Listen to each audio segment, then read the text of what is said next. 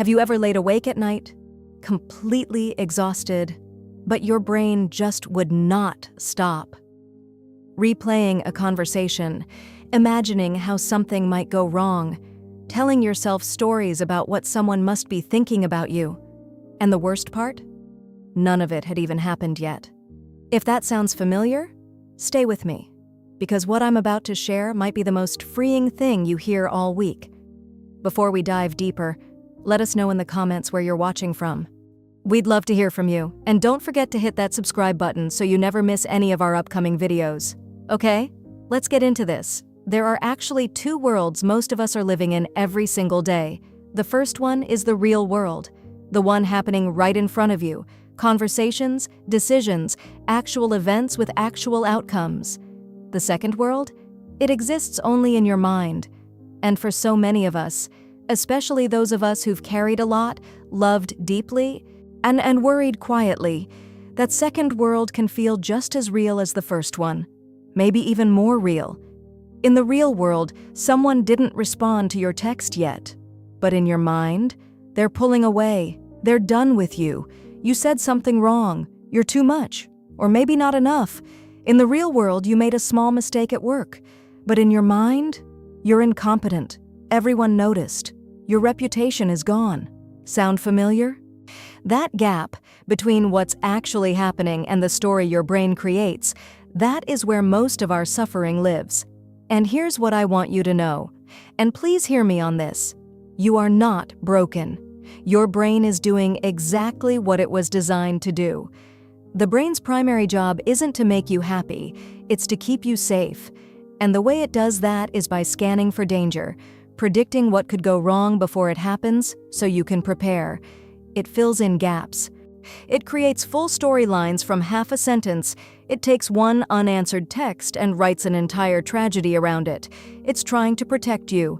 But here's the painful irony. In trying to protect you from future pain, it's manufacturing pain right now. Pain over things that haven't happened. Pain over things that may never happen. Your heart races, your stomach drops, your whole mood shifts over something that exists only in your imagination.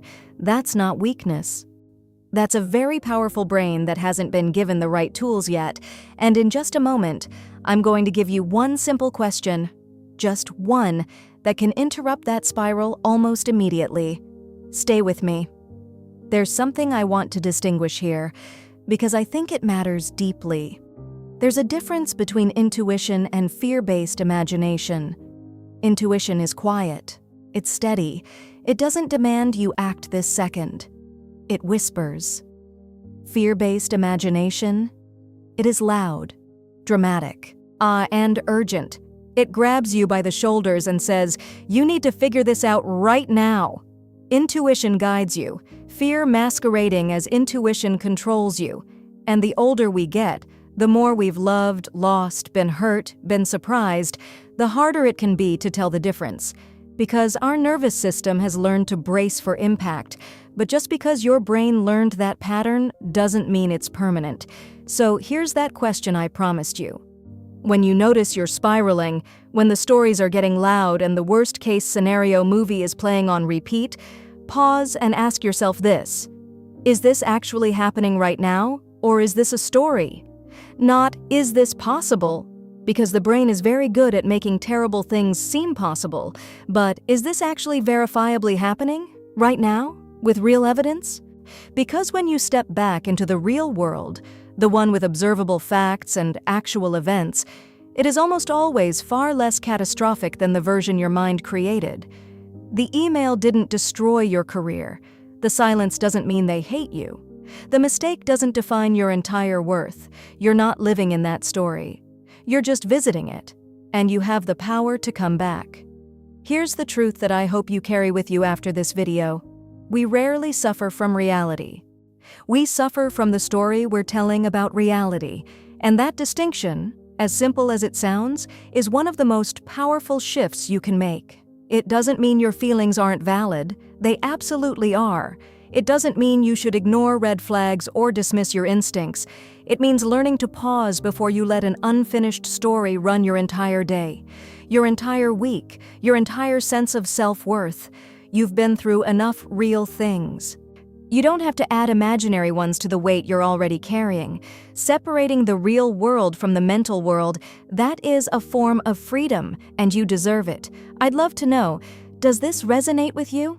Is there a specific situation where you've caught your brain doing this, building a whole story around something that turned out to be nothing? Share it in the comments. You might be saying something that someone else really needs to hear today. If this video spoke to you, please share it with a friend, especially one who you know carries a lot quietly. And if you're new here, welcome. We talk about things like this all the time. Hit subscribe so you don't miss what's coming next. I'll see you in the next one. Take care of yourself. You're worth it.